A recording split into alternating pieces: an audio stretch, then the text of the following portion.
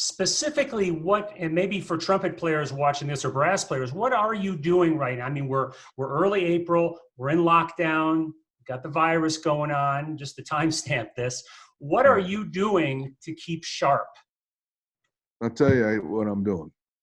I'm trying to assimilate my classical chops, which are not great because when I was working a lot, I just practiced stuff that I need to practice for the gigs, which was playing my tunes, playing bebop. The classical stuff suffered, and it's a kind of a different embouchure. I have some new mouthpieces from GR Technology, Gary Redke, that I'm trying out. So I'm trying to assimilate my classical playing a little closer to my jazz playing. It's a different embouchure. So I've kind of changed it a little, and I'm working on more classical material, double tonguing, triple tonguing, doing a nice warm up of one kind or another every day, which sometimes didn't have time for, and just trying to have fun with the music now that I have more time to experiment. So that's the idea for the next couple months, where I can really, I think, make a change for the better in my playing. And now is part of that play-alongs, Jamie Aebersold Yeah, track? that's still a big part of it because I want to keep my endurance up. But like I tell players, lead players, just guys that want to be jazz trumpet players, for instance, it's another kind of for me, it's a different kind of embouchure that I haven't quite figured out when I go into bebop mode. And it's a different kind of endurance because, I've heard lead players say this when they have a jazz gig.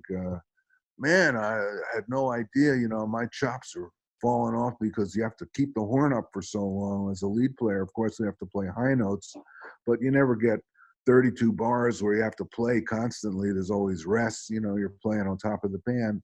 And that's true.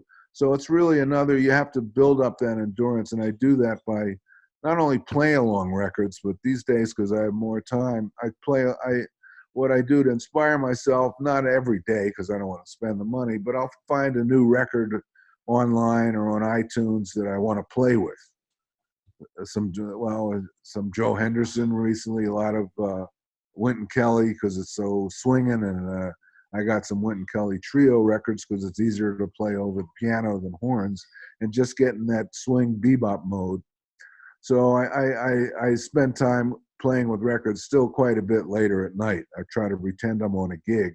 So when hopefully we start playing again, could be in several months, I don't know, that I'll be able to, I'm sure the first couple nights we'll all struggle because not playing with other musicians is a challenge, because that's another thing to keep your mind agile enough to really improvise. And with play-alongs or playing with records, you're just kind of doing that.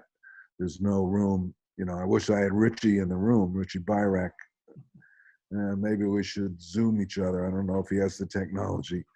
But that's still, I've tried doing that. It's a different thing trying to give trumpet lessons over, the internet rather than have someone there, because so much of it concerns sound and little intricacies that you really have to be next to the guy. But that's what we're doing. Otto gets out her horn every day, and she's got a lot of hobbies. She's making actually masks. And with my 11-year-old, they've sent out about 100. And they asked for donations for the Italian Red Cross, because her parents are in over there where it's really in the thick of things. So she's spending a lot of time doing that too. But still, music is the focus now. Stella's playing alto, so all three of us sometimes are practicing at the same time. That's cool. Going back to the classical thing, so beside endurance, what do you think is going to be the effect on your jazz playing, concentrating more on classical technique? Well, it remains to be seen.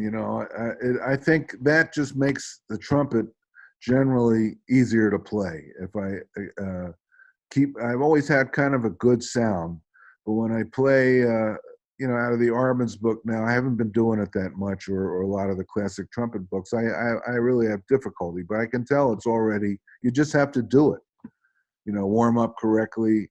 And I think I'll really make some strides. If anything, it'll help my jazz playing. It'll help my technique. I'm already kind of hitting, not that this is important, but higher notes. I'm trying to play the trumpet and generally with less flubs, less missed notes towards the end of the night. And I think that's what the classical playing helps. You know, Wynton was just amazing when he came along and could do both that excellently. There wasn't, I don't think he could compare him to anyone else. Maybe Joe Wilder also was a good classical player, but most of the jazz guys, if you think as great as they were, you can't imagine Lee Morgan playing the Haydn trumpet concerto. And I love all that material. I love listening to classical trumpet, and I'm eventually going to get out my piccolo and start working on that too, which has been in the 60s. You know, we used to have to play it because of the Beatles, the one hit.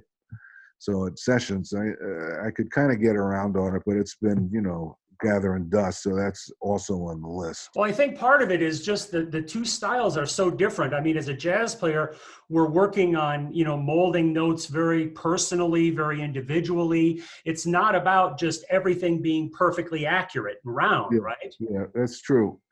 But you know, technique just helped. You when you listen to Wynton now, you can see that he just any idea he has on the trumpet, he can execute flawlessly, and you barely hear a fluff note from him. So I always use him as an example.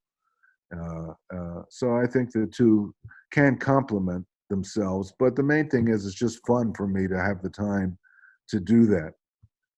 Get out the Charlier book and play some of those beautiful etudes that I struggle with.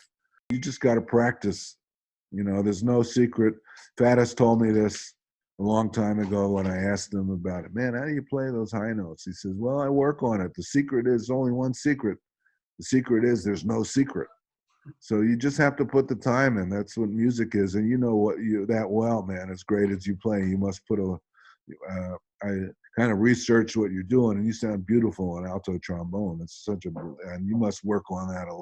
You know, you don't sound like that from just letting it sit around. So that's an easy one. You just got to practice. Try to expand your knowledge, your vocabulary. You know, that's my life. You asked earlier what we're doing here. You know, I listen to music. I'm not writing music that much, but I am practicing the trumpet every day, and I try to expand my. I'm into a thing where I just am really enjoying because it is at our fingertips now, jazz history, and making the connections between one guy who influenced who, seeing old videos that just were unavailable. They're all fascinating to me, so I can, you know, I'm happy sitting home. I shouldn't say that because it's. I'd rather be out really playing. We have to do that, get back to that sooner or later, and I miss that. But we spend great days together because we have music. It's such a blessing. It's a religion. It's our religion.